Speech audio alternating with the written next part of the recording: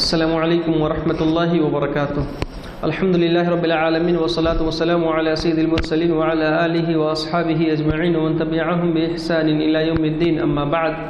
میرے پیارے دینی اور اسلامی بھائیوں، رسول اکرم صلی اللہ علیہ وسلم کا پوتر جیون پریچے، آپ صلی اللہ علیہ وسلم کی جیونی کا یہ تیسرا پارٹ ہے۔ اس میں آج ہم رسول صلی اللہ علیہ وسلم کو نبوت کیسے ملی اور آپ نے اسلام کا پرچار پرسار کیسے شروع کیا، اس بارے میں ہم کچھ باتیں سیکھیں گے۔ میرے بھائیوں، جب رسول اکرم صلی اللہ علیہ وسلم کی عمر تقریباً 40 سال کی ہو گئی تو آپ زیادہ تر اکیلے میں رہنے لگے اور اللہ کی عبادت کرنے لگے۔ ایکانت میں جا کر کے اللہ کی عبادت، اللہ کا اپاسنا، آرادھنا، بھکتی اور پوجا پاٹ میں مشغول ہو گئے۔ اور اس کے لیے آپ نے جو جگہ چھناؤٹ کی،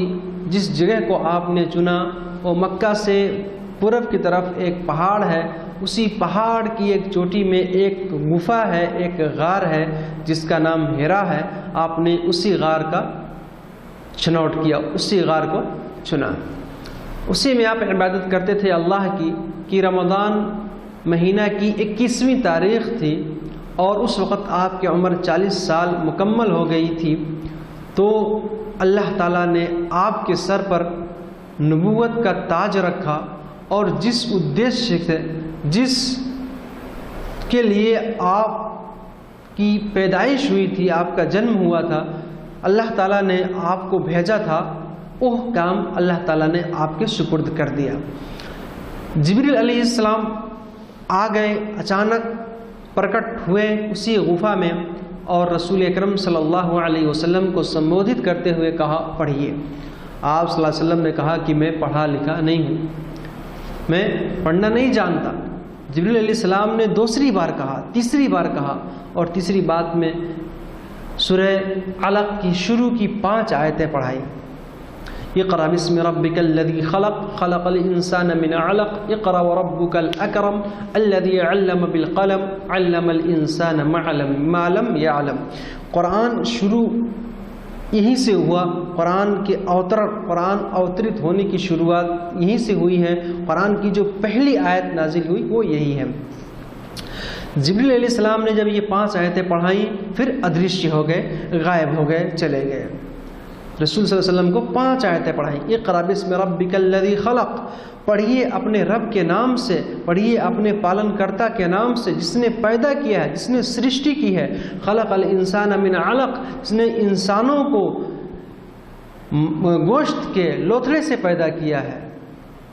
گوشت کے لوتھڑے سے پیدا کیا، خون کے جمے ہوئے لوتھڑے سے پیدا کیا ہے۔ اقرأ وربک الاکرم، اپنے رب کے نام سے پڑھیے، آپ کا رب بڑا دیاوان اور کرپاوان ہے۔ الذی علم بالقلم، جس نے قلم کے مادھیم سے، قلم کے ذریعے شکشا پردان کی ہے۔ علم الانسان ما لم یعلم، اور انسانوں کو وہ ساری چیزیں سکھا دی جو وہ نہیں جانتا تھا۔ یہ 5 آیتیں نازل ہوئی اور پھر جبریل علیہ السلام چلے گئے۔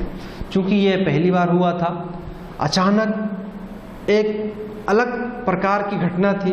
رسول صلی اللہ علیہ وسلم کچھ بھیبھیت ہوئے، کچھ آپ کو ڈر سا لگا اور آپ وہاں پہ ٹھہر نہ سکے، بلکہ فوراً نکلے وہاں اس غار سے، اس گفا سے، اور اپنی پیاری بیوی حضرت خدیجہ کے پاس آئے اور کہا، زملونی زملونی، مجھے چادر اڑھا دو، مجھے چادر اڑھا دو۔ اور آپ صلی اللہ علیہ وسلم کا دل بہت دھڑک رہا تھا، آپ صلی اللہ علیہ وسلم کی دل کی دھڑکن بہت تیز تھی۔ حضرت خدیجہ نے چادر اڑھا دیا اور چادر اڑھانے کے بعد آپ کو انہوں نے اطمینان دلایا، دلاسا دلایا، کچھ سنتونا دیا اور پوچھا، کہیے کیا ہوا؟ تو رسول صلی اللہ علیہ وسلم جب کچھ بھے مکت ہوئے، کچھ خوف چلا گیا، تو آپ نے پورا وृतांत سنایا، پورے گھٹنا کے بارے میں تفصیل سے، پورا وستار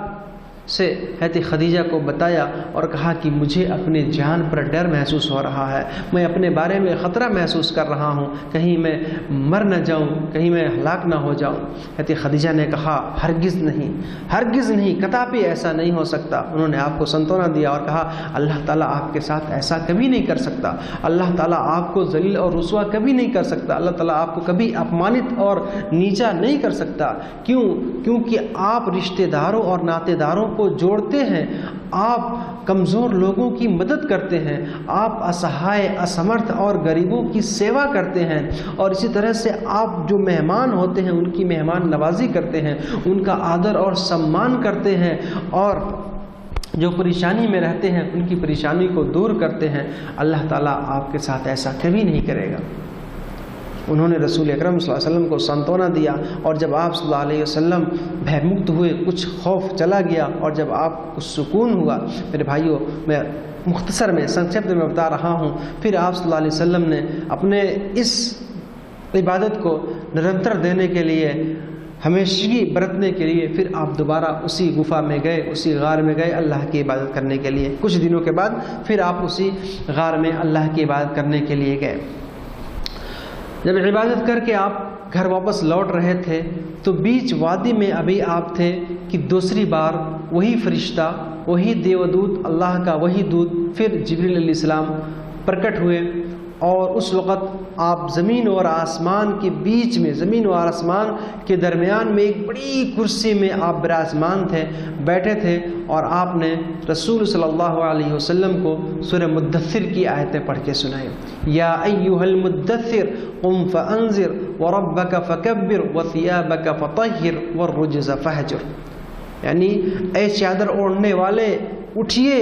اب لوگوں کو ساودھان کیجئے، لوگوں کو ڈرائیے، وَرَبَّكَ فَكَبِّرْ، اپنے رب کی مہمہ اور گریما کا بخان کیجئے، اور اپنے کپڑے کو صاف رکھیے، اپنے کپڑے کو پوتر رکھیے، اور فحر پنا اور اپوترتا کو چھوڑ دیجئے۔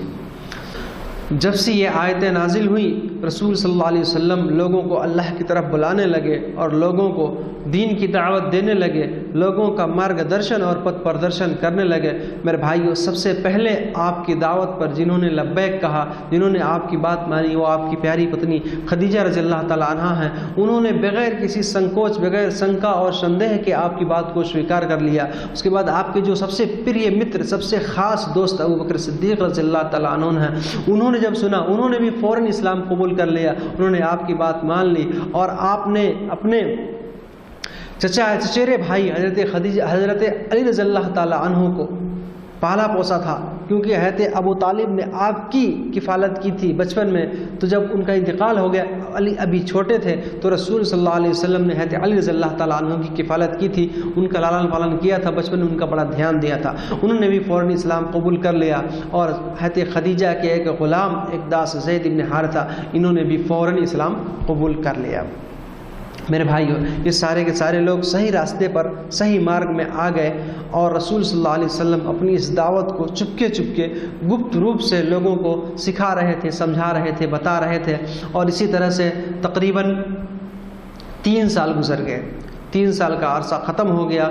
تو اللہ تعالیٰ نے حکم دیا، فَاصْدَعْ بِمَا تُؤْمَرْ وَأَعْرِضْ عَنِ الْمُشْرِكِينَ، کہ اے نبی صلی اللہ علیہ وسلم، آپ کو جو آدیش دیا گیا ہے، اللہ تعالیٰ نے جو آپ کو آدیش اور آگیا دیا ہے، اس کو کھلا بیان کیجئے، کھلے روپ سے بیان کر دیجئے، اور کافروں سے اپنے چہرے کو موڑ لیجئے۔ جب یہ آیت نازل ہوئی تو رسول صلی اللہ علیہ وسلم کھلا لوگوں کو دعوت دینے لگے، اور آپ صلی اللہ علیہ وسلم اس آیت کے نازل ہونے کے بعد صفا پہاڑی پر چڑھے، صفا نامک جو پہاڑ، اس پر چڑھے، اور چڑھ کر کے سارے مکہ واسیوں کو آواز دی، مکہ والوں کو بلایا، سارے قریش والوں کو جمع کیا، اور جمع کر کے انہیں سمبودھت کیا، اور کہا کہ اے لوگو، بتاؤ، اگر میں یہ کہوں کہ اس پہاڑ کے پیچھے تمہارا ایک دشمن چھپا ہوا ہے، پوری لشکر کے ساتھ جمع ہے، اور وہ تمہارے اوپر حملہ کرنا چاہتا ہے، تمہارے اوپر آکرمण کرنا چاہتا ہے، تو کیا تم لوگ میری بات کو سویکار کرو گے؟ تو کیا تم لوگ میری بات کو مانو گے؟ لوگوں نے کہا کہ ہم ضرور مانیں گے، کیونکہ ہم نے جانا ہے، ہم نے جان لیا، ہم نے پہچان لیا ہے کہ آپ ستیہوادی ہیں، آپ نشٹھاوان ہیں، آپ جھوٹ نہیں بولتے ہیں۔ میرے بھائیوں، رسول اکرم صلی اللہ علیہ وسلم نے کہا کہ لوگوں سنو، میں اللہ کا سندیشٹا ہوں، میں اللہ کا رسول ہوں، اللہ تعالیٰ نے مجھے بھیجا ہے، میں تمہیں ڈرانے والا ہوں اس عذاب سے، جو عذاب تمہارے پیچھے آنے والا ہے، بڑا سخت اور دردناک عذاب ہے، میں تم کو اس سے ڈرا رہا ہوں۔ بتوں کی پوجا چھوڑ دو، بتوں کی عبادت چھوڑ دو، غلط کام کو چھوڑ دو، اور ست مارگ، صحیح راستے پر آ جاؤ، کامیاب ہو جاؤ گے۔ اسی میں آپ صلی اللہ علیہ وسلم کا چچا ابو لہب بھی تھا جو مسلمانوں کو بہت تکلیف دیتا تھا۔ جب اس نے یہ بات سنی تو اس نے کہا تیری ہلاکت، تیری بربادی ہو اے محمد، کیا تم نے ہمیں اسی وجہ سے بلایا تھا؟ کیا تو نے ہمیں اسی وجہ سے بلایا تھا؟ میرے بھائیو، اللہ کو یہ بات پسند نہیں آئی۔ اللہ تعالیٰ نے اس کی برائی بیان کرتے ہوئے اور اس کو ترسکرت اور اپمانت کرتے ہوئے اس کے خلاف اور اس کے وپریت اللہ تعالیٰ نے اس کے بارے میں قرآن کی آیت نازل کر دی، قرآن کی ایک مکمل صورت، ایک پوری صورت نازل کر دی جو اس کی ہجو اور اس کی برائی بیان کرتی ہیں۔ اللہ تعالیٰ نے کہہ دیا کہ تبت یدا ابی لہب وتب ما اغنى عنه ماله وما كسب سيصلى نارا ذات لهب وامرأته حمالة الحطب في جيدها حبل من مسد۔ ارتھات ابو لہب کے دونوں ہاتھ ٹوٹ گئے اور وہ برباد ہو گیا، چھتی گرست ہو گیا، اور جو اس کے مال اور سمپتی تھے اس کو کچھ نہ کما سکے، اور جو اس نے کمایا تھا اس کو کوئی فائدہ نہیں دے سکے، اور بہت ہی جلدی وہ پرجولیت آگ میں جائے گا، اور اس کی بیوی جو لکڑیاں اٹھاتی ہے وہ بھی آگ میں جائے گی، اور اس کے گلے میں کھجور کی ایک رسی ہوگی۔ یہ آیت، یہ سورت قیامت تک تلاوت ہوتی رہے گی۔ میرے بھائیوں، اس طرح سے اس نے رسول صلی اللہ علیہ وسلم کو جواب دیا ابو لہب نے، اور اللہ تعالیٰ نے اس کو اپمانت کر دیا، اس کو ترسکرت اور برباد کر دیا۔ اس کے بعد رسول صلی اللہ علیہ وسلم اپنی دعوت کو برابر جاری رکھتے تھے۔ لوگ جہاں ایک ساتھ جمع ہوتے تھے، جہاں ان کے سبھا گرہ ہوتے تھے، اسی طرح سے جہاں وہ لوگ بازاروں میں جاتے تھے یا جہاں ان کے جمع ہونے کی جگہ ہوتی تھی، ہر جگہ جاتے تھے، لوگوں کو اللہ کی طرف بلاتے تھے، ایکانت روپ سے بھی اور ساموہک روپ سے بھی، ہر طرح سے لوگوں کو اللہ کی طرف بلاتے تھے۔ بتوں کی پوجا چھوڑ کے ایک اللہ کی طرف آ جاؤ، غلط کام چھوڑ کے سیدھے راستے پر آ جاؤ، ایک اللہ کی عبادت کی طرف لوگوں کو مارگدرشن کرنے لگے، اندھیرے سے، برائی کے اندھیرے سے نکال کر روشنی کی طرف لانے لگے، پرکاش کی طرف لانے لگے۔ میرے بھائیوں، اس میں بہت سارے لوگوں نے اسلام میں قبول کیا، جو اسلام قبول کر لیتے تھے، جو صحیح مارگ میں آ جاتے تھے۔ یہ کافر لوگ، مکہ والے، ان کو بہت یاتنا، بہت سجائے، بہت دکھ دیتے تھے، یہاں تک کہ حضرت عمار رضی اللہ تعالیٰ عنہ کے والد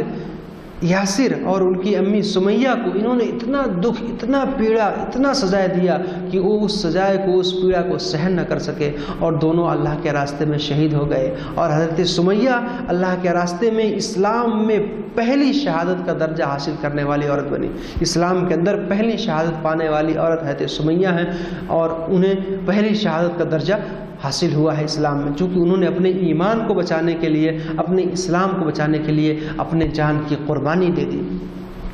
اسی طرح سے حضرت بلال رضی اللہ تعالیٰ عنہ، جو امیہ ابن خلف کے غلام تھے، انہوں نے حضرت ابوبکر صدیق رضی اللہ تعالیٰ عنہ کے مادھیم سے اسلام سویکار کیا تھا۔ جب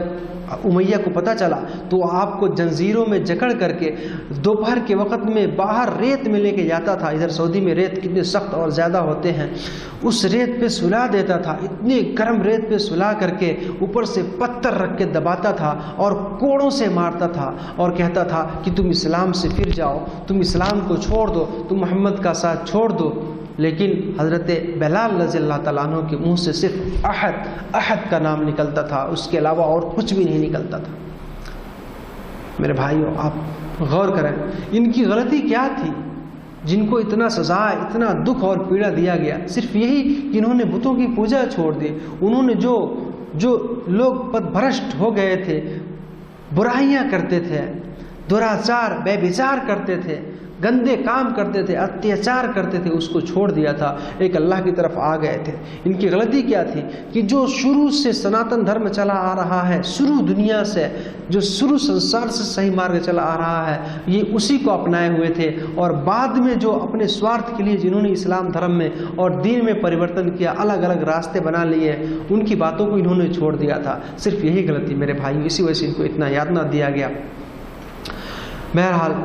ایک دن امیہ ابن خلف ایسے ہی انہیں